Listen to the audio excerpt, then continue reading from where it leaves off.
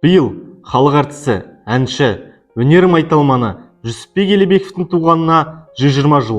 Осыған орай әншілік өнердің хас шебері атты видео ақпаратымызды назарларыңызға ұсынамыз. Жүсіпбек Елебеков 1904 жылы 28 тамызда Семей облысы Қарқаралы уезі Сарытау болысының нөмірі 8 ауылында ақын Лебек пен оның жары Қымбаттың отбасында өмірге келген. Жүсіпбек 5 жасынан бастап ән айтуды үйренеді. Ән айтуды оған ағасы Жақыпбек Балғабайұлы үйреткен.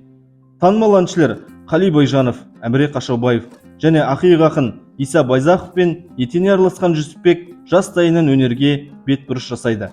1920 жылы Семейдегі Ес Аймақ драма ұжымы спектакль қойып, артынан Әміре бастаған әншілер қауымы көрермендерге концерт қоятын. Ән атасы Әміреден көп үйреніп, әр айтқан әнін қағып алып, қайта өзіндей қылып айтып беру Жүсіпбек сынды зерек адамның ғана қолынан келсе керек. Жүсіпбек Елебеков әнші Майра Уәлиқызынан халық композиторларының әнін, Әлмағамбеттен Абай әндерін үйреніп, өзінің ән қорын байытты, тәжірибе жинақтады.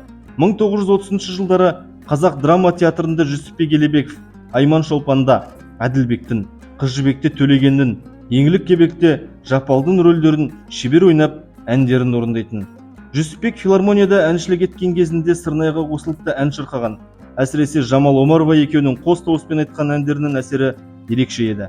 Қазақ өнерінің майталмандары 1936 жылы Мәскеуде өткен қазақ әдебиеті мен өнерінің 10 күндігіне қатысып, Жүсіпбек Кремль сахнасында өнер көрсетті.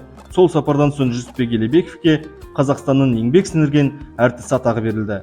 Әншінің жібектей есіліп, бұлақтай сыңғырлаған үні жайлы қазіргі заманның ақаны да, Біржаны да Жүсіпбек қой деп Мұхтар Әуезов өз кезінде әділ баға берген. Жүсіпбек эстрада цирк студиясында арнайы мектеп ашып, шәкірт тәрбиеледі.